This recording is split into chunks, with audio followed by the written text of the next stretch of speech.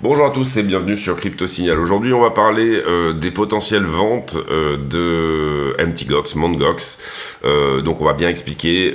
MTGOX, c'était un hack il y a une dizaine d'années et du coup, il y a 140 000 BTC qui ont été récupérés. Il y en avait eu à peu près 850 qui avaient été à l'époque hackés. Et donc, du coup, on va aller voir est-ce que ça peut provoquer une pression vendeuse ou pas.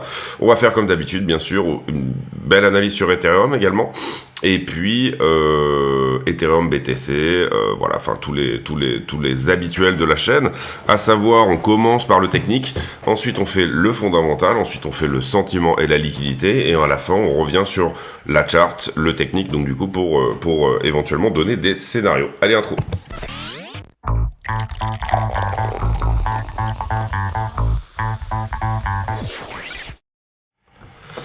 Alors, sur BTC contre le dollar en 4 heures, ce qu'on peut voir, c'est qu'on a quand même percé, bon, du coup, ça, c'est pas une nouveauté, mais on a percé ce 4 heures ici. On avait légèrement temporisé. Quand on l'a percé, ça a bien accéléré. On est venu le retester comme un support. Donc, c'est désormais théoriquement un support. Et derrière, par contre, on n'arrive pas à percer sur cette distribution-là et les quelques niveaux que je vous avais mis, notamment ce 5 minutes là ici qui est assez important, sur lequel pour le moment on rejette. Donc j'ai une structure, on va dire, daily / weekly qui est baissière. J'ai une 4 heures qui elle-même est passée haussière et qui essaye littéralement de venir retourner la daily. Et pour le moment, on reste dans une forme de distribution puisque cette trend-là continue de nous repousser. En revanche, passer au travers voudrait dire symboliser, entre guillemets, hein, c'est le pouvoir des trends, c'est une trendline, symboliser ou en tout cas mettre en place l'idée qu'on avait ici une impulsion et qu'on a terminé une correction pour aller vers une nouvelle impulsion. En chartisme, vous pouvez appeler ça un bull flag, un mât, un drapeau pour construire un nouveau mât, d'accord, dans le sens de la tendance. On va voir si tout ça se met en place. Pour le moment, ça ne passe pas, d'accord, sur le 4 heures, ce sont des rejets. Attention à cette petite épaule, tête-épaule, ici, qui pourrait éventuellement nous dire que finalement, le prix a besoin de respirer, notamment sur cette news par rapport à MTGOX, et qu'on pourrait revenir revisiter ces zones-là. Je dirais que c'est des zones assez logiques. Si on ne se reprend pas ici, ou sur le fameux 4 heures que je vous ai montré, ce sont les deux endroits où on pourrait éventuellement se reprendre, donc 67,5, le prix actuel, hein, quasiment globalement, 64 571, à ce moment-là, il y a des chances qu'on aille autour des 61,5 à 62 000. Ça serait dans l'hypothèse où on continue un petit peu quelque chose de larvé, malgré un bon momentum sur l'annonce des ETF spot Ethereum, et bien que cette nouvelle sur MTGOX nous fasse un enfoncement plus important, tout simplement, pour nous dire que on reste un petit peu dans cette structure de distribution, en tout cas pour le moment. On ne mettra pas en cause le caractère haussier de cette 4 heures tant qu'on n'a pas perdu, tant qu'on n'a pas de cassure de la structure, et là vous comprenez que le creux majeur, entre guillemets, se trouve autour des 60 000 $. Donc faire un creux tant qu'il est plus haut que le précédent ne remet pas en cause la structure, ça remet en cause une partie de son caractère impulsif. On avait d'ailleurs ici, pardon, je vais bien le tracer, on avait un momentum, vous le voyez ici, le prix se tenait bien, et là il l'a enfoncé et il se fait rejeter encore une fois sur cette distribution. On va voir ce que ça dit, on va voir notamment la liquidité qui est assez neutre, vous allez le voir, mais voilà. Ici également, on avait cette épaule, pour le coup, épaule tête épaule inversée. Vous voyez, retester une nouvelle fois la ligne de coupe, parce qu'on l'avait fait une toute première fois ici. Retester une nouvelle fois la ligne de coupe, ça n'a pas, en soi, ça serait pas déconnant, voilà. Donc ça, c'est un petit peu le scénario baissier court terme, c'est-à-dire cette nouvelle autour de MTGOX, c'est peut-être un environnement dégradé, ce genre de choses, etc., peut nous dire qu'éventuellement, on irait sur la zone des 61,5, 62, encore une fois. Je pense qu'on aura un premier signal si déjà on perd cette accumulation-là qui est moins pentue que la précédente. C'est-à-dire que là, on a perdu une partie du momentum de ce qui était en train de se faire là, et le prix nous dit, moi, je vais consolider encore un petit peu. On va voir ce que ça donne, encore une fois. Je dirais qu'à ce stade, on n'a pas vraiment d'idée, on est plutôt dans cette compression-là. En 4 heures, la résolution de cette compression-là nous donnera potentiellement la direction pour les prochains jours, à savoir dans ce sens-là, ou dans ce sens-là. Voilà pour la partie technique, on ira développer un petit peu plus tard, mais globalement voilà comment je vois les choses personnellement. Derrière Ethereum BTC, c'est très très joli. Il faut comprendre que Ethereum BTC ici était vraiment dans des zones un petit peu de la dernière chance, hein, sur le support jaune qui est là. Il faut comprendre également que sur Ether BTC, la structure n'est pas retournée ici, d'accord. On le voit d'ailleurs, si je vous montre les trades en cours. Alors, on a un trade sur Avax qui fonctionne entre guillemets pas très bien. C'est-à-dire que, bon, je pensais qu'avec une entrée à 30, on aurait des meilleurs résultats que ça. Ça n'est pas le cas. Encore une fois, ne soyez pas choqués par les pourcentages.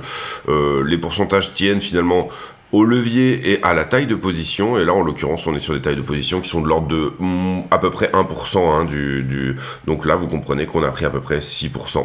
On n'est pas encore sorti totalement, il y a une partie, et là on parlait d'Ethereum justement, où on est rentré juste avant finalement cette espèce de news autour des ETF spot.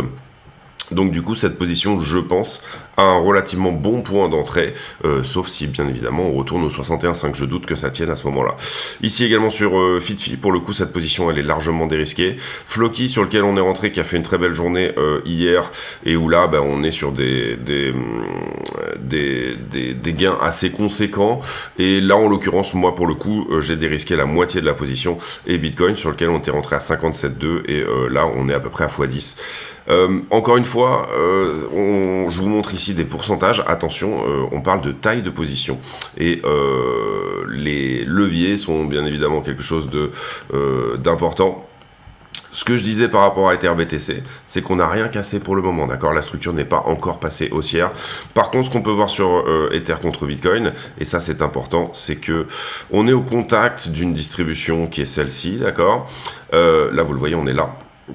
Si on arrive à percer ça, pour le coup, ça peut nous dire, bon, cette longue distribution là ici qui tient depuis septembre 2022, à peu près The Merge, hein, le moment où on a concrétisé The Merge, peut potentiellement soit être terminé, soit au moins trouver un mouvement de correction haussière.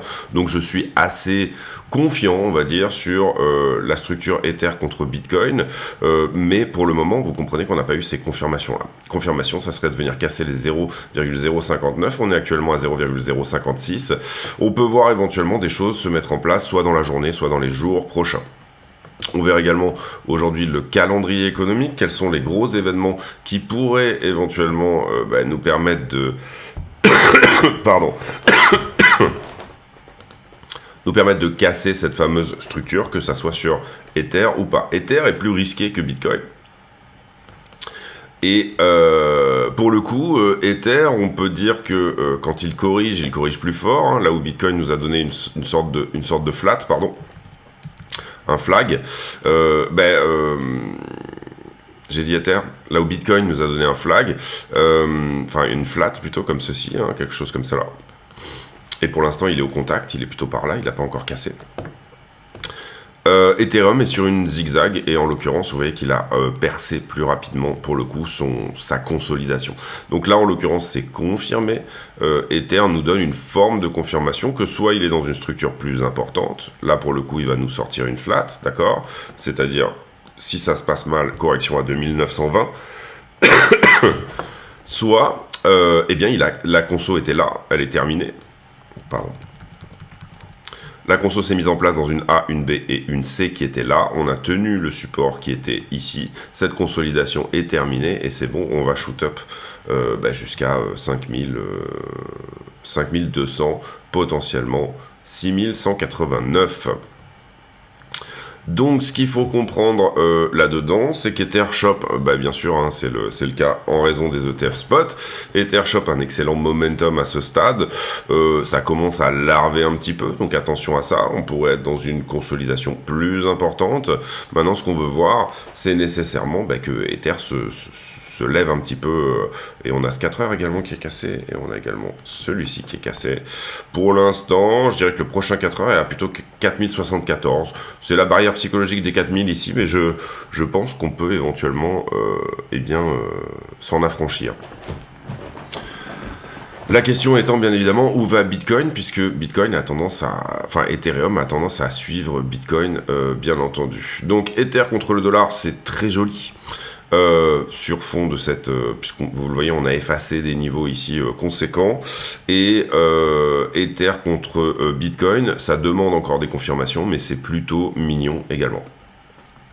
Le total 3, donc toutes les altcoins contre BTC.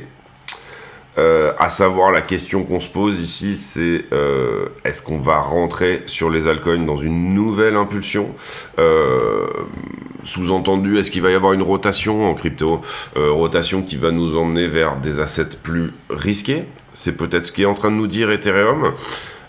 Ou alors est-ce que il va y avoir un mouvement un peu de panique ou quelque chose qui nous dit que les alts vont corriger plus? Ben, en l'occurrence, ici, l'analyse, elle a déjà été faite quand on avait montré cette zone étendue. Ici, une zone de flat étendue. Soit on a une fin de cette vague 4 et une nouvelle impulsion de 5. Pour le moment, vous le voyez, c'est pas extrêmement impulsif, hein, ce qu'on a sous les yeux. C'est-à-dire qu'on n'a pas ce genre de choses, mais dans l'autre sens, c'est ce qu'on veut voir, d'accord? Et une cassure notamment de ce niveau daily là, l'ATH finalement des alts contre Bitcoin. Donc on voit que finalement, on a un mouvement intrinsèque à Ethereum, d'accord, qui lui-même se met en place, d'où une appréciation de la paire Ether-BTC, mais que ceci n'est pas en train de bénéficier aux altcoins outre mesure. Donc ça c'est important à comprendre. Pour le moment on a quelque chose d'endogène à Ethereum qui se met en place, mais pas nécessairement endogène, on va dire, au risk-off, au risk-on, pardon, aux alt, quoi. Quelque chose qui nous dise, bon, ok, c'est parti pour les alt. Bon, cela dit, c'est un peu la même chose. J'ai, on va dire, une structure qui est baissière sur le weekly, et j'ai quelque chose d'intéressant qui se met en place et qui est haussier en 4 heures. Qu'est-ce qu'on veut casser ici? Ben, ce qu'on veut casser, c'est, on veut récupérer, en tout cas, du momentum. C'est-à-dire que, hop, je vous le mets là, mais... Ce momentum-là, initial, vous le voyez, bon, je l'ai mis en mode à peu près. On veut qu'il s'accélère. Pour le moment, c'est pas le cas, et vous voyez qu'on retrouve un peu la structure de BTC, avec cette petite épaule, tête épaule également, en figure un petit peu corrective. Si on perd cette accumulation-là, je pense qu'on pourrait se retrouver sur des zones comme celle-ci. Tant qu'on ne perd pas ce niveau-là, ça reste correct pour les alts, hein, encore une fois, peut-être même celui-ci. Donc là, on a quelque chose qui s'apparente à un support. Et pas d'accélération pour le moment. On avait une petite accélération ici. Pardon. C'est plutôt léger, vous le voyez, on aurait aimé que ça accélère encore plus, et là en l'occurrence on voit que ça larve, que ça continue à larver. Attention parce que pour le moment ce qu'on veut c'est voir ce potentiel biseau. Compression ici légèrement larvée vers le haut, vous le voyez ici, biseau en montée, ne pas être perdu vers le bas. Si jamais on le perd vers le bas, on reviendra sur ces zones-là, en tout cas ce sont les targets.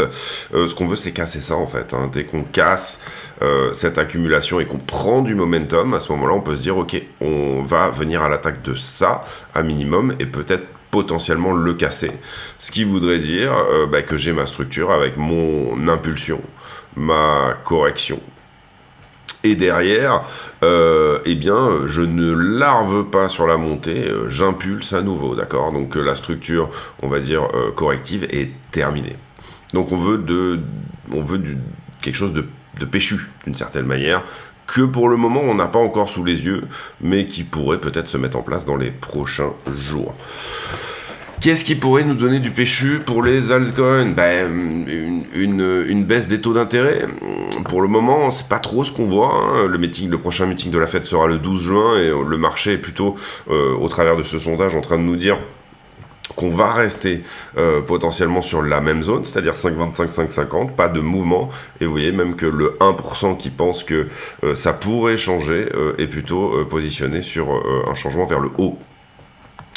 Également au 31 juillet, le marché petit à petit est en train de pricer le fait que Jérôme Powell ne bougera pas non plus et que le mouvement de baisse des taux aura plutôt lieu en septembre. Donc le marché nous dit, moi je vois pas de... Si on reste sur les fondamentaux, si on reste sur une manière de penser relativement basique, le marché nous dit, moi je vois pas d'all-season avant septembre, la fin de l'année. Je vois pas de continuation du bull run ou quoi que ce soit, même avant ce moment-là. Maintenant, vous comprenez que le marché a toujours 6-8 mois d'avance également. Donc il est en train, peut-être potentiellement, de se dire, si ça bouge en septembre, je suis peut-être sur des zones d'achat qui sont correctes. Le marché a toujours plus ou moins 6 mois d'avance sur la news. Le moment où il y aura rotation des taux, il y aura peut-être un petit sell de news, hein, quelque chose qui se met en place, qui sera plutôt du genre et de l'acabit de oui, bah tu vois, j'avais raison, j'avais eu des bons points d'achat, donc c'est le moment peut-être de se mettre à la vente. Et ensuite, il y aura une vraie reprise qui elle-même est liée à cette fameuse hausse des taux. Donc ça, c'est des questions qu'on peut se poser. Qu'est-ce qui va nous emmener dans ces zones-là? Et on est déjà finalement dans le fondamental, hein, vous le comprenez là. Qu'est-ce qui peut nous emmener vers ces idées-là, etc. C'est les chiffres, les news autour de l'inflation. Et la dernière news autour de l'inflation, elle nous disait qu'on restait plus ou moins dans un plateau autour des 3,5%. C'est-à-dire que c'était une news au consensus. Elle était bonne, mais pas non plus excellente. Et puis, voilà comment je vois les choses, en tout cas. Donc, un marché qui price une rotation des taux en septembre. Je rappelle qu'il y a des élections américaines. On va peut-être en parler notamment dans le fondamental ici. Ou concrètement, alors je vous passe ici, hein, parce que j'ai pas fait de vidéo depuis un petit moment, donc du coup je vous passe sur certaines choses. Ici, ça c'est important. Le FIT 21, c'est comment se préparer finalement sur l'innovation financière au 21e siècle. Et en fait, d'une certaine manière, ça a été voté ici d'une manière bipartisane, c'est-à-dire que on a des démocrates qui sont pro-crypto et on a des républicains qui sont pro-crypto. Et en l'occurrence, cette loi qui était plutôt pas extrêmement portée par Biden, et ben en fait finalement il y a eu un consensus du côté de tous les représentants de la Chambre qui ont voté cette loi, donc ça c'est une très bonne chose. Ici encore une fois je passe sur les choses qui sont déjà plus ou moins validées. Les ETF Ethereum Spot qui vont vraisemblablement être listés bientôt. GBTC contre IBIT, ça c'est intéressant, on arrive quasiment au croisement, vous le voyez, bon ça c'était il y a 2 ou 3 jours, où finalement Grayscale BTC a autant de Bitcoin que BlackRock. Ça c'est relativement important aussi, l'Argentine qui est allée voir des officiels du Salvador pour discuter adoption Bitcoin et crypto. Si le Bitcoin devenait monnaie légale en Argentine, pour le moment il a plutôt parlé du dollar, Javier Milei, mais de la disparition du peso argentin. Si le Bitcoin devenait également une monnaie légale, faut comprendre que c'est beaucoup plus que la taille d'El Salvador, puisque je pense qu'on est à peu près sur 20 à 30 fois, et pourtant l'économie argentine est assez meurtrie en ce moment, mais 20 à 30 fois ce que pèse le Salvador, ça serait un gros pays qui mettrait en place Bitcoin comme une monnaie légale. Ne jamais croire JP Morgan, oui, très souvent des faux effets d'annonce du côté de JP Morgan, et là ils mettent en doute l'approbation d'un ETF sur Solana et d'autres ETF crypto. Personnellement je crois pas mal effectivement en Solana, XRP et Polygon comme étant des bons candidats pour les prochains ETF spot. MTGOX qui a transféré 6 milliards de dollars de BTC. Donc ça, on va développer le sujet juste après. Il faut bien comprendre que MTGOX, c'est 142 000 BTC en tout, et que les ETF représentent 1 million de BTC. Donc on est sur 10% de ce que représentent les ETF, ce qui est quand même déjà quelque chose d'assez conséquent. Et là, on va le développer aussi, mais finalement, le funding qui revient à la neutralité avec cette petite baisse de prix actuelle. J'en profite pour vous dire qu'on a un nouveau partenaire sur la chaîne. Il s'agit de Bluffin. Je vous mettrai les liens en description ici. Donc du coup, être affilié via CryptoSignal, donc vous inscrire via le lien de la chaîne qui est en description, vous permettra d'abord de faire une bonne action, puisque nous sur la chaîne, tous les bénéfices sont reversés à Mécénat Sena Chirurgie Cardiaque, qui est une association qui opère les enfants atteints de malformations cardiaques à la naissance, qui les fait venir en France et les opère en France. On revient sur MTGOX. Ça c'est un vieil article, hein, mais que je vous ai ressorti parce que je me rappelais de cet article et que effectivement il y a les chiffres dedans, donc c'est pas mal. Vous le voyez que 850 000 BTC avaient été perdus lors du piratage de MTGOX et ensuite ils en ont récupéré 142 000. Donc on est sur une somme assez conséquente, c'est beaucoup, hein, 142 000 BTC. Les remboursements peuvent influencer le prix du Bitcoin, mais les plus gros créanciers avaient opté pour un paiement en crypto. Vous avez la possibilité ici de dire à MTGOX, paye-moi en crypto ou paye-moi en Bitcoin, paye-moi en cash, pardon. Et en l'occurrence ici, on a quand même une bonne partie qui a demandé un paiement en crypto, ce qui sous-entend qu'ils vont pas nécessairement être vendeurs au prix actuel. Maintenant, il faut comprendre que les gens qui avaient été... alors, j'ai pas le prix moyen d'achat sur MTGOX, mais c'était en 2014.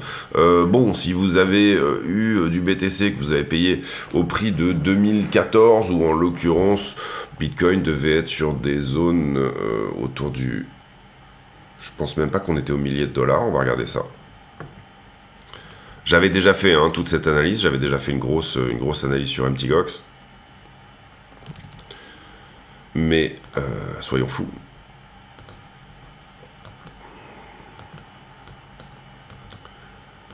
« 2014, on était autour des 500 $, entre 500 et 1000 $, entre 100 et 1000 $, on va dire que c'était ce run-là. Je pense que le hack était justement quelque part par ici, donc 1000 $. Vous êtes à 68 000, vous avez fait fois 69, on peut imaginer qu'effectivement, il y aura probablement un petit peu de pression vendeuse. Maintenant, il faut comprendre que ces gens-là, et c'était l'analyse que j'en avais faite quand j'avais fait toute la vidéo sur MTGOX, ont probablement pas nécessairement abandonné, on va dire, la crypto, puisque derrière, ils ont vu que ça proposait quand même des bonnes choses, donc on peut se dire qu'éventuellement, une bonne partie sont des Diamond Hands, c'est-à-dire des gens qui ont continué malgré la perte de leur BTC ici, à rester dans la crypto, etc. Donc est-ce que ces bagues-là vont être lourdées ou pas? Oui, certainement qu'il y en aura une partie, donc certainement que ça va provoquer une réaction baissière, et c'est d'ailleurs ce qui est en train de pricer le marché, puisque ces mouvements autour de MTGOX ont provoqué la baisse actuelle. Pardon. C'est-à-dire déjà à minima dans ces zones-là, c'était la news est à peu près sortie dans ces zones-là, donc on est passé de 70 à 65. Je pense que la grande question ici, c'est déjà ils vont être libérés progressivement tous ces BTC, c'est théoriquement en tout cas ce qui va se faire. Et puis c'est en grande partie ceux qui vont toucher leur BTC. Est-ce que ce sont des crypto-addicts? Est-ce que ce sont devenus des crypto-addicts derrière? Est-ce qu'ils ont un comportement de hodling, contrairement à ce qu'on va appeler les paper hands, qui vont vendre plus facilement? En l'occurrence là, même si ils se mettaient à vendre, encore une fois, on parle de à peu près 10% de ce que représentent les ETF, donc on va aller voir les carnets d'ordre, etc. et toutes ces choses-là. Imaginons que 50%, allez, 30% de ces gens se mettent à vendre, ça nous enverrait un petit 50 000 BTC sur le marché. Est-ce qu'ils sont suffisamment stupides pour vendre market ou vendre petit à petit? C'est aussi une autre question, c'est probablement des gens qui sont rompus au trading, ce genre de choses, etc. Je rappelle 2014, ça fait 10 ans que ces BTC-là sont bloqués. Donc voilà, c'est pas mal de questions, parce que quand vous appuyez sur un market en vendant 10 000 BTC, vous comprenez que vous allez avoir un slippage, vous allez avoir quelque chose qui va se mettre en place, qui va faire que, comme vous allez filer le carnet d'ordre de là où vous êtes, tout simplement, le prix va descendre, votre prix moyen va descendre et peut potentiellement descendre énormément. On passe ici sur ces news-là. Ici, vous voyez que c'est la première fois depuis 5 ans qu'on bougeait, que MTGOX commence à faire des mouvements d'adresse, etc. On sait que ces gens-là vont être payés à un moment donné, et qu'ils ont tous rempli toutes leurs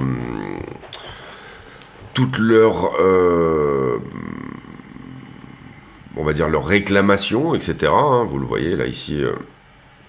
Et 107 000 bitcoins ont été bougés pendant les heures asiatiques, c'est-à-dire c'était plus ou moins cette nuit. Je pense qu'il y a de l'insider aussi, hein, c'est pour ça que ça a bougé aussi un petit peu plus tôt. Vous le voyez ici, Bitcoin qui perd 2%. Donc c'est vraisemblablement un peu la news du moment, même c'est sûr. Ici, visiblement, en Russie, le trafic sur les exchanges crypto qui bouge beaucoup. Personnellement, pour être assez proche de la Russie, de par la famille de ma femme, qui est russo-ukrainienne, oui, on voit beaucoup de choses se passer en crypto autour de la Russie. Nous, on a des amis qui, effectivement, utilisent de plus en plus la crypto pour faire un petit peu leur business. Donc voilà, je trouve ça c'est intéressant. Ici pareil, on va passer là-dessus. Le gold et le silver et le cuivre, dont le rallye prend une respiration. Les actions qui donnent le sentiment aux Américains qu'ils sont plus riches et pour la Fed, ça veut dire se battre encore plus, oui. Ici, l'idée, vous le comprenez, c'est que bon, beaucoup d'Américains ont leur plan de retraite qui sont en action. Pour certains, même, ils ont la main un petit peu sur comment gérer ce plan de retraite, etc. Puisque c'est aux États-Unis une retraite par accumulation, contrairement à la France où on est dans une retraite par répartition. Et là, en l'occurrence, effectivement, quand le marché des actions se met à donner un rallye, bah, effectivement, les gens peuvent se sentir plus riches et donc, du coup, ils peuvent effectivement dépenser plus. Qu'est-ce qu'on aura cette semaine ? On est le 28 mai. Aujourd'hui, non, hier, c'était férié, pardon. Aujourd'hui... quelques présidents de SEC qui vont parler. Première révision du GDP, bon, si elle n'est pas très loin de la première estimation qu'on avait eue, ça n'a pas vraiment d'impact. Et le 31 mai, on aura le PCE, donc le Personal Consumption Expenditure, qui est globalement le petit frère du CPI, avec un peu moins de shelter dedans. Il faut que ça soit au consensus aussi pour vendredi, 14h30, sinon ça risque un petit peu de jaser au niveau des marchés. Et puis, semaine prochaine, ce qu'on aura de gros, on va dire, c'est que le 7 juin, donc vendredi prochain, on aura le rapport sur l'emploi, c'est-à-dire le taux de chômage finalement aux États-Unis. Et ça, c'est important au sens où on veut que le taux de chômage soit dans les zones du consensus, soit légèrement au-dessus. On veut qu'en ce moment, le marché de l'emploi se calme aux États-Unis pour ne pas rentrer dans une forme de spirale des salaires, c'est-à-dire trop de gens sont employés, donc du coup, on augmente les salaires pour les garder, et voilà. Donc en gros, pas énormément de choses en termes de calendrier économique, on va dire exogène à la crypto. C'est-à-dire macro, calendrier économique macro. On passe aux liquidations. J'en profite pour vous dire de mettre un like sur la vidéo, c'est extrêmement important pour que le contenu soit vu par un maximum de gens. Encore une fois, je l'ai déjà dit, mais je pense que à partir du 1er juin, les vidéos publiques seront beaucoup plus courtes pour le bonheur de certains et pour le malheur d'autres. Personnellement, je vois ça comme une moins-value, au sens où ce sera plus sommaire, voilà. Et le contenu affilié sera beaucoup plus développé. Donc encore une fois, si ça vous intéresse, vous affiliez sur les Bluefin et compagnie, tous les nouveaux partenaires, etc. Et vous venez sur le Discord dire « Salut, je me suis affilié », il y a toute une section spécifique qui est faite pour ça. Soit vous cliquez sous la vidéo sur le bouton « Rejoindre », auquel cas vous avez automatiquement accès aux vidéos affiliées qui sortent tous les jours. D'une certaine manière, je disais plus sommaire, mais pas autant moins vulgarisant, parce que je vais expliquer moins de choses, je vais beaucoup plus survoler. Et en l'occurrence, je pense que la vraie plus-value de la chaîne, c'est de prendre le temps de rentrer dans des explications assez longues. Et là, en l'occurrence, ça sera beaucoup moins le cas sur les vidéos publiques. On a liquidé 150 millions de dollars hier, c'est pas beaucoup. On a liquidé principalement du long, vous le voyez, puisque la map est verte. Carnet d'ordre, ça commence à se charger ici un petit peu à l'achat. et c'est plutôt une bonne chose. Ce qu'on peut voir, c'est quand même qu'il y a certaines, vous le voyez là par exemple, on avait les ordres d'achat qui finalement se sont ravisés. Derrière ici, on avait des ordres d'achat qui eux-mêmes se sont ravisés aussi, mais qui finalement certains ont acheté un petit peu plus bas. Là, en l'occurrence, on commence à taper, surtout si on va à 66 500, une zone d'achat potentielle assez en spot, hein, assez plébiscitée.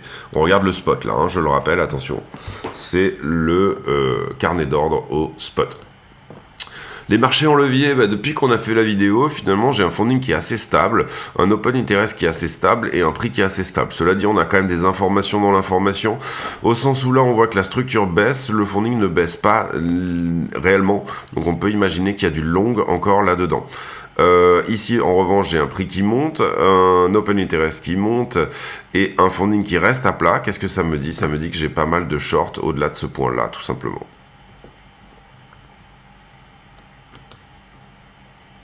Qui attendent ici éventuellement de se faire liquider ou voilà. En tout cas, j'ai là du short. Derrière, on liquide le long en cours, 151 millions. Hein, vous voyez, c'est à peu près là-dedans que vous voyez les 151 millions qui sont fait liquider depuis hier, que je vous montrais dans l'autre vidéo. Et je pense que là, on a fait le tour, on peut sauver. Donc, malheureusement, ce sont des niveaux de price action, c'est-à-dire venir passer sous la structure ou venir passer au-dessus. Parfois, on a des choses beaucoup plus intéressantes à voir sur le funding. En l'occurrence, là, c'est pas vraiment le cas. Après, ici, on regarde les bulles de liquidité. On voit que c'est assez propre sur 5 jours, c'est-à-dire j'avais beaucoup de shorts ici, finalement je viens les chercher tous. Ensuite, sur cette montée, j'avais accumulé du long, je viens les chercher tous également. Donc c'est plutôt propre de ce côté-là. J'ai le sentiment qu'on pourrait pousser en termes de liquidité. En tout cas, ici, on voit que sur 5 jours, j'aurais tendance à plutôt dire... c'est plutôt du short qu'on pourrait éventuellement venir chercher. En tout cas, on voit ici revenir prendre les 70 800 en termes de liquidité ne serait pas dégueulasse. Encore une fois, sur une time frame glissante de 5 jours. Hein, on regarde que 5 jours en arrière ici. Même chose sur Ether, vous voyez que, en fait, malgré quand même le fait que sur Ether et Bitcoin, on ait eu une très jolie poussée dernièrement, on peut voir que tout ça est assez neutre en termes de liquidité. Très peu de monde finalement qui long Ethereum sur cette zone-là, alors peut-être qu'ils sont des infos, peut-être pas. Et puis derrière, le sentiment qu'il y a autant de monde à prendre dans cette petite poche-là que dans cette grosse poche ici. Quand on regarde la 7 jours... Et je rappelle que sur Bitcoin, le funding est à 0,01, c'est-à-dire zone très neutre. Quasiment zéro.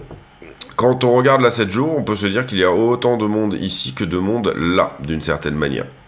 Et on voit cette belle poche de liquidité jusqu'à 72 600, qui est plutôt encourageante pour venir au-dessus. Hein. En termes de liquidité, je trouve que la neutralité est là, en tout cas. Quand je dézoome ici, vous voyez que j'ai mis 6 mois. C'est pareil, on peut se dire qu'à 0,01% de funding, j'ai autant de monde là-dedans que de monde là-dedans. Donc venir faire un mouvement à 74 000 par exemple, signifierait prendre énormément de pognon avec finalement une toute petite amplitude de prix à avoir, même si 5 000 $ c'est pas rien, alors que si on voulait venir liquider tout ce petit monde-là, eh ben, il aurait fallu avoir un petit peu plus, il va falloir une très mauvaise news, c'est ça, qu'on surfe sur la news pour aller prendre les liquidités des gens, ou alors, oui, que la news aide. Est-ce que MTGOX est une extrêmement mauvaise news? Je suis pas si sûr que ça, mais bon, c'est à voir et c'est à apprécier à votre manière. Hein. Moi, je peux pas trader à votre place et je peux pas avoir votre sentiment personnel à votre place non plus. Même chose sur Ethereum. Ethereum, on est plutôt autour des 0,02, c'est-à-dire 2 fois plus de funding, donc 2 fois plus de longueur que Bitcoin. 3850 ici, voilà, c'est la zone des 4000 qu'il faut aller voir. Et puis, si on regarde sur 6 mois, en se disant qu'on est à peu près à la neutralité ou pas loin, c'est un petit peu la même idée. Ici, vous avez autant de monde là que de monde là-dedans. Vous voyez qu'Ether, il est très bien venu chercher sur la 6 mois ces traders de position, ceux qui étaient rentrés là, juste avant ce mouvement-là, et qui avaient gardé des reliquats éventuellement de position, et qui est très bien venu chercher ça.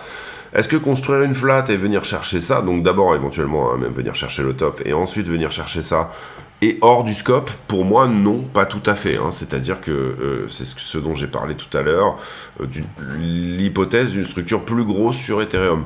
Maintenant, à mon sens, cette hypothèse d'une structure plus grosse sur Ethereum, elle sera fonction de ce que va nous dire BTC également. Et là, vous voyez sur les altcoins, le funding est totalement neutre. Tout est totalement neutre, en fait, d'une certaine manière, en liquidité. Je vois plutôt un manque d'intérêt et un funding qui est littéralement neutre. Donc, en tout cas, on n'est pas sur un marché qui est surchauffé avec trop de traders en levier qui sont, entre guillemets, positionnés sur du long. Donc ça, c'est plutôt une bonne chose pour éventuellement aller plus haut. Donc, on a parlé déjà de la structure, on va dire 4 heures, c'est-à-dire il faut péter ça si vraiment on veut mettre fin à la consolidation du moment. Si on n'arrive pas à péter ça et que finalement on enfonce ceci, ce sera plutôt un retour sur ces endroits-là. Voilà, pour moi, je le vois comme ça. En tout cas, ça serait les target short si jamais je veux ici aller rejoindre ça. Derrière, moi j'aime bien regarder le 15 minutes et faire de l'intraday en fin de vidéo, c'est-à-dire en fonction de tout ce que j'ai vu dans ma routine. Ceci est une routine, ce que je suis en train de faire, c'est quelque chose que je fais tous les jours. En fonction de tout ce que j'ai vu dans ma routine, me dire bon, c'est plutôt ça le scénario privilégié pour la journée ou c'est plutôt ceci. En l'occurrence ici, encore une fois on l'a dit, mais ça c'est pas très beau. Ça, c'est pas très joli, d'accord? Et on a parlé ici d'éventuellement perdre cette ligne-là et venir rejoindre des points plus bas. Donc ça, c'est fait. Est-ce que c'est le scénario privilégié? Pour autant, on va dire que pour celui qui veut être haussier sur cette zone-là, et c'est un petit peu mon cas, sincèrement, pour celui qui veut être haussier sur cette zone-là, il va falloir tenir certains niveaux pour être sûr que, effectivement, ça peut bien se passer.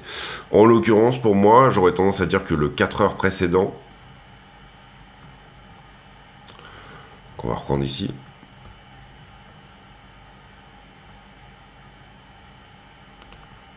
globalement, pour moi, je le mettrais quelque part par là.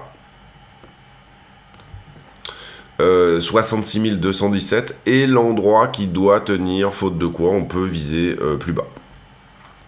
Donc le 4 heures précédent, vous le voyez, il était légèrement au-dessus précédemment, mais là je suis obligé en raison de ces une ou deux bougies là, c'est dommage parce que vous voyez, regardez, si je me mettais là, j'ai un refus, ici bon ça temporise, voilà, c'est une autre time frame en fait, c'est plutôt du daily en l'occurrence. Ouais c'est ça, donc on va le mettre en daily. Donc qu'est-ce qu'on a mis là? On a mis que finalement le nouveau support daily est ici, qui correspond à peu près à une inversion de polarité. Inversion de polarité c'est quoi? Ici j'avais une résistance, ok. Vous voyez que ça passait pas là en daily. Les 3 jours ici, ça ne passait pas. Au moment où ça passe super, ça accélère. Et ici, je reviens tester mon support en daily, d'accord? Je reviens même le retester à nouveau le lendemain. Pour moi, c'est 67 000 et notre nouveau point pivot. J'ai un beau point pivot que je garde ici à 68 500, à peu près les niveaux actuels, et c'est un daily également. Donc voilà la zone à pas perdre pour moi. Si vraiment en daily, on perd cette zone-là, aucun problème à aller sur les 61,5 à 62 000 $, parce que finalement on reste dans la logique d'une 4 heures haussière en soi, voilà, tant qu'on ne perd pas ici la zone, c'est-à-dire 60 000, il n'y a pas de, c'est pas qu'il n'y a pas de panique, le problème c'est qu'on est sur un momentum assez moche, enfin voilà, assez larvé en termes d'accumulation, mais ça reste pas dégueulasse. Ici, donc du coup, je vous ai fait du 4 heures, un petit peu plus que de raison, mais voilà. Là, maintenant, ce que je peux voir par ailleurs, sur la structure 15, on va dire...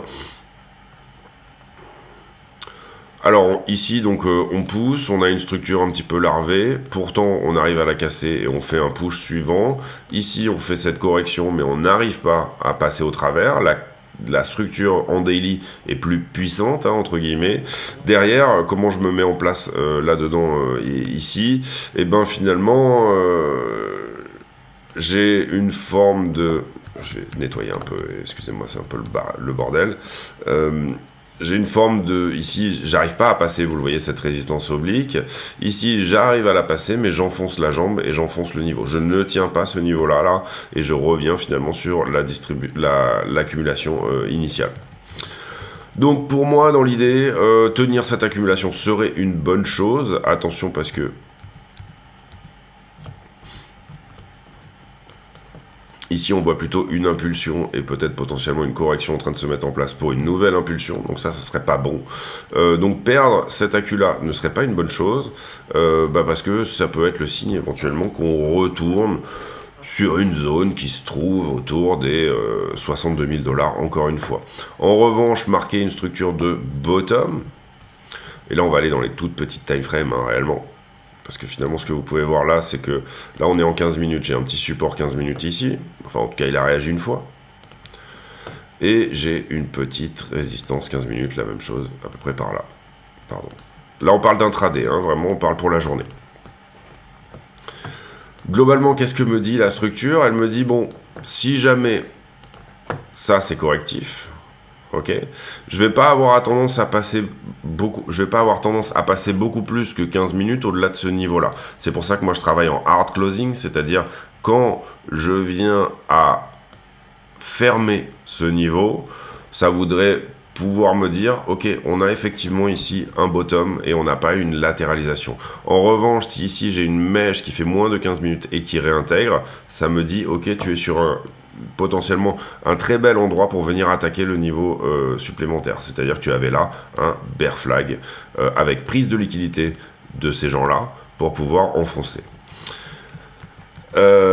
Donc la question ici, c'est un petit peu la même tout le temps, c'est-à-dire est-ce que j'ai un W de retournement ici, d'accord, c'est-à-dire entre ces deux, on va dire cet endroit ici en 15 minutes où on temporise un petit peu, 15 minutes, 15 minutes, est-ce que j'ai un W ou alors est-ce que j'ai un flag, c'est-à-dire que si je me dis que j'ai un flag, j'ai quelque chose comme ceci qui va se passer.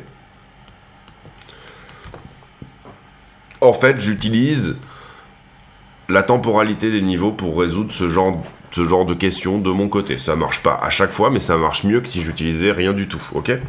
Donc, il faut comprendre ici que trader, c'est utiliser une multitude de petits cheat codes dans ce genre-là. Mais il n'y a pas un cheat code pour tout et qui marche tout le temps. Il y a votre manière d'utiliser 50, 80, 150 cheat codes, mais que vous accumulez en même temps, puisque l'idée, elle est réellement de se dire, je veux un maximum d'informations et utiliser tous ces petits cheat codes, ces petites informations supplémentaires que vous allez pouvoir aller glaner, aller voir les liquidations, aller voir le carnet d'ordre, aller voir tout ça. En fait, c'est une somme de cheat codes qui n'a pour but que d'augmenter votre win rate, le nombre de trades que vous allez gagner dans l'année, d'accord? Votre win rate, c'est ça que vous voulez travailler. Donc ne pas prendre un trade parce que votre cheat code vous dit quelque chose de différent ou ceci, cela, c'est typiquement ce que vous voulez faire et vos cheat codes accumulés doivent vous permettre finalement d'agrémenter un meilleur win rate. Quand beaucoup de choses sont réunies ou que certains cheat codes parlent de la même manière, à ce moment-là, vous allez aller plutôt dans tel sens ou dans tel autre. Scénario privilégié en ce qui me concerne. Ici, là, dans la 15 minutes, donc là où on en est là, je pense qu'on va push-up et qu'on n'est pas sur cette petite structure ici de conso. Maintenant, j'attends de voir si mes cheat codes, effectivement, s'activent dans ce sens pour prendre une décision, que ça soit dans tel ou tel autre sens. Je trouve que ça, c'est joliment impulsif, ça, c'est correctif, mais sur fond, finalement, de cette fameuse news, autour du mouvement des adresses de MTGOX. Je rappelle que 107 000 BTC ont bougé, ça peut faire effectivement un petit peu flipper. La question étant, est-ce que ici sur ces zones-là, ça achète fort ou pas? Et surtout, est-ce qu'il y a des gens qui veulent maintenir le prix parce qu'ils ont intérêt à le faire? Vite fait, on va aller regarder le point de contrôle parce que j'aime pas trop cette montée-là, je la trouve pas jolie, d'accord? Donc on va aller regarder où est le point de contrôle de cette histoire. C'est une information que j'aime bien, avoir un nouveau cheat code en plus, bien évidemment. Et il se trouve à peu près à 67. Donc là où on a eu le plus de bises dans cette structure, là où l'endroit où depuis le 15 mai, il y a eu le plus de business est à 67 000, 66 800 $. Si on vient à retaper ici, vous voyez que ça correspond peut-être même un petit peu avec cette trend-là. Si on vient à retaper ça et rebondir, c'est très bon. D'accord? Parce que ça veut dire que j'avais déjà beaucoup parlé, beaucoup expliqué des points de contrôle et de pourquoi leur psychologie, quelle est la teneur de leur psychologie. Je ne vais pas en reparler encore une fois ici, mais là l'idée ça veut dire que ceux qui avaient, parce que là vous comprenez qu'on a beaucoup de business, on regarde les futurs en plus, on regarde la charte de BitGet là en l'occurrence, on a beaucoup de business ici là-dedans.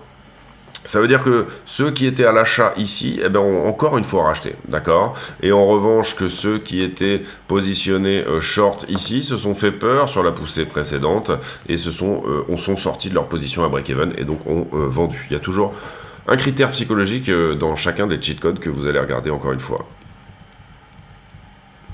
Donc le concept ici, soit on revient et on tient finalement le support, et je trouve que sur le support daily que je vous ai mis tout à l'heure, celui qui veut avoir une information plus rapide peut très bien se dire, moi ce que je veux, mon critère d'aide à la décision graphique, l'endroit où je dis, non, finalement on va vers le bas et pas vers le haut,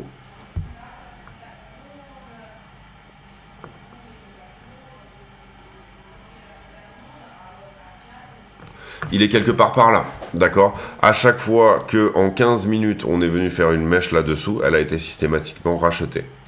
Je suis également sur un niveau daily.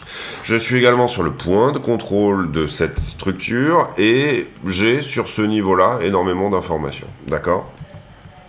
Donc perdre ce niveau-là plus que 15 minutes voudrait dire la structure est en train de céder. Admettons que je sois en long, je peux également sortir de mon long, c'est possible de prendre ce type de décision-là. Et admettons que je sois en short, je peux augmenter, renforcer ma position, puisque j'ai une information que la structure est en train de céder. Ça mouline un petit peu là, mais je pense qu'on a fait le tour de l'idée. Donc, allez, on va dire ça comme ça. On accepte éventuellement de perdre ça et d'aller chercher ça, sans se dire qu'on est sur un retournement de structure pour autant. On peut aller chercher ça et comprenez ici que ce dont je parle, ce sont des niveaux. Donc le fait de resserrer la temporalité du niveau, ici on passe en 15 minutes, vous voyez qu'on avait du daily ici, on peut faire énormément de choses en termes d'action de prix en daily, là où en 15 minutes on ne peut pas en faire énormément, d'accord? Donc ce qu'on veut pas c'est une ouverture-clôture. Donc qu'est-ce que ça veut dire? Ça veut dire que je peux ouvrir au-dessus de cette ligne-là en 15 minutes, mais je ne dois pas fermer. Ouvrir et fermer, pardon. Donc ce qu'on veut là, c'est finalement une prise de liquidité, typiquement de l'ordre de celle-ci, à maxima. Donc le problème c'est, quel est mon point d'entrée du coup par exemple, imaginons avec un gros levier ou ce genre de choses, vous comprenez que ça correspond à des mèches assez importantes, donc vous pouvez éventuellement aller à une forme de liquidation ou vous faire déclencher un stop loss. Où est mon invalidation? Par exemple typiquement en 5 minutes, ici. Derrière je vais venir chercher une time frame plus petite, sur laquelle j'ai quelque chose d'encore plus intéressant, et ça va être potentiellement mon point d'entrée. Ouais, là on a pas mal de choses en 5 minutes qui se trouvent par ici. C'est-à-dire, le point d'entrée le plus pro dans ce cadre-là, quelque part par là. Celui qui veut jouer plus ceinture bretelle, il va se dire, moi j'attends qu'on passe sous la structure, ok? Parce que c'est là qu'on aura pris tout le monde, on est bien d'accord avec ça. Et si je devais le tirer ici, vous voyez qu'on serait légèrement au-dessus.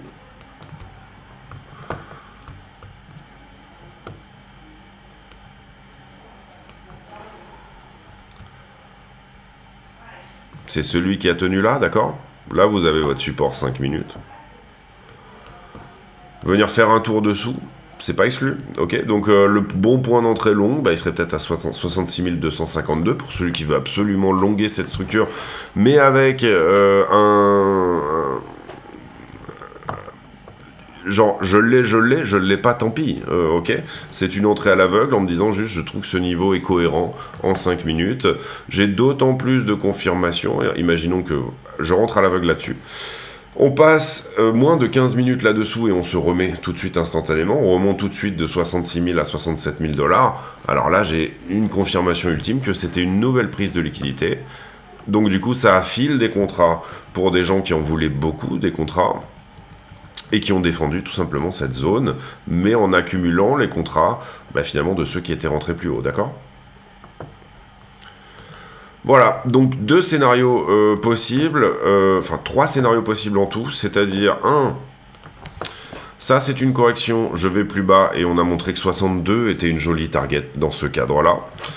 2, ça c'est une structure de retournement et on vient percer tout ça et à minima on corrige vers le haut quelque chose qui s'est passé là-dedans et moi ça serait plus mon idée, c'est-à-dire venir peut-être chercher 69 une nouvelle fois, c'est-à-dire clac et ensuite je fais autre chose, peut-être de la descente, peut-être de la poussée, on ne sait pas. Donc ça serait mon scénario privilégié, moi, venir à minima corriger quelque chose là-dedans, peut-être prendre le top, pourquoi pas, mais au moins corriger quelque chose là-dedans, et dans ce cadre-là, je trouve que 69 apparaît comme quelque part d'intéressant. Et 3e scénario potentiel, finalement je viens chercher la liquidité sous tout ce qui se passe ici, mais c'est juste une prise de liquidité, ok. Donc, celui qui va jouer, et vous l'aurez compris, là on a fait le tour des horizons, le tour des possibles. Celui qui va jouer la correction, là, et qui va jouer le short, d'accord, il devra être extrêmement attentif à ce qui se passe là-dedans, et comment ça se passe. Et là, il y aura une prise de profit à faire, bien évidemment. Si jamais, encore une fois, on perd ce 15 minutes-là et que l'entrée était bonne, il y aura une prise de profit à faire sur ce 5 minutes, ça paraît évident. Ici, d'accord. Donc comprenez bien que le long d'une personne potentielle est aussi l'endroit où celui qui short doit réfléchir à se dire là je vais peut-être dérisquer, sortir une partie de ma position, prendre une partie de mes profits parce que ça a de l'intérêt et parce que c'est un endroit qui est cohérent. Donc il ne faut pas se dire je longue, vidéo assez longue, désolé, mais voilà, c'est tout à fait dans l'esprit de ce qui, après, sera uniquement pour les affiliés. Il ne faut pas se dire uniquement « je longue et c'est tout ». Il faut se dire « je longue, mais jusqu'où ?» et je short, mais jusqu'où également. C'est-à-dire, en fait, finalement, avoir gardé, en fait, l'œil ouvert sur tout le champ des possibles, de manière à se mettre dans les baskets d'un éventuel longueur et d'un éventuel shorter. C'est tout à fait l'idée ici. Ici, c'est une intelligence interpersonnel, c'est-à-dire l'intelligence que vous pouvez avoir par rapport à ce que vont potentiellement faire les autres. Donc vous pouvez avoir un biais très marqué short actuellement ou très marqué long actuellement. Je vous invite à tout simplement avoir quand même une forme d'ouverture d'esprit sur ce que peuvent vouloir faire les autres, auquel cas ça vous aidera tout simplement à vous-même plus ou moins bien faire les choses également. Voilà pour cette vidéo, j'espère qu'elle vous aura plu. Petite absence dernièrement, mais c'est toujours comme ça moi pour le mois de mai. C'est toujours un petit peu une zone où finalement je fais moins de vidéos, et après je galère en juin à réavoir le même momentum que ce que j'avais par le passé, mais c'est comme ça, c'est un petit peu mon petit moment où je fais pas mal d'autres choses et ça me correspond très bien. Donc vous le savez désormais, le mois de mai pour moi c'est vraiment un mois où il se passe assez peu de choses en termes de à la fois recherche de position intraday et puis à la fois présence globale. C'est pour ça aussi que chez moi tout est plus ou moins gratuit et que tout est plus ou moins parce que j'ai envie que ça me soit agréable en fait, j'ai pas envie de me prendre la tête avec ça. J'ai pour l'habitude de poser une question à la con, c'est-à-dire une question qui n'a rien à voir avec le prix du Bitcoin mais qui nous permet de converser de choses et d'autres, et en l'occurrence la question du jour elle sera sur... tiens, pour le coup, on va poser une question sur le Bitcoin aujourd'hui. Est-ce que vous pensez que les ventes de MTGOX vont provoquer une correction beaucoup plus massive sur Bitcoin ou pas? Donc, est-ce que vous êtes plutôt dans ce sens-là de dire 100 000 BTC acquis entre 500 et 1000 dollars, peut-être moins, puisque on parle du moment du hack, bien sûr. Est-ce que ça serait pas ici l'occasion pour ces gens-là, finalement, de devenir ultra millionnaires, ultra milliardaires? Moi, je pense qu'on veut leur faire vendre à ces gens-là, c'est-à-dire que il va y avoir une zone de rachat systématique de leur vente. Ça c'est sûr. La question est dans quelle box, hein, d'accord. Mais je pense vraiment qu'on veut leur faire vendre et que ce mouvement correctif de juste à l'annonce des mouvements sur des adresses, etc., est une forme de préparation aussi pour qu'il y ait un changement de main de BTC. Et là, un changement de main de gens qui ont acquis des BTC il y a 10 ans, donc un passage de relais, hein, un petit peu, aurait une forme de logique en tout cas. Donc je trouve que tout ce qui se passe actuellement est relativement logique. La question maintenant c'est, est-ce qu'ils vont être assez stupides pour vendre 10 000 BTC market? Donc en fait, quelle est la psychologie de ces gens-là? Et j'aurais tendance à dire que quelqu'un qui est dans le Bitcoin depuis 2014, même si on voit que il y a moyen d'être extrêmement greedy, mais quelqu'un qui est dans le Bitcoin depuis 2014, déjà peut-être potentiellement accumuler des petites fortunes par ailleurs, mais aussi potentiellement a effectivement l'intelligence de vendre petit à petit. Donc c'est ce qu'on va voir, écoutez, pour la suite. Et puis voilà, je vous souhaite à tous une très bonne journée. On se retrouve demain pour une nouvelle vidéo. D'ici là, portez-vous bien et à très bientôt. Ciao, ciao.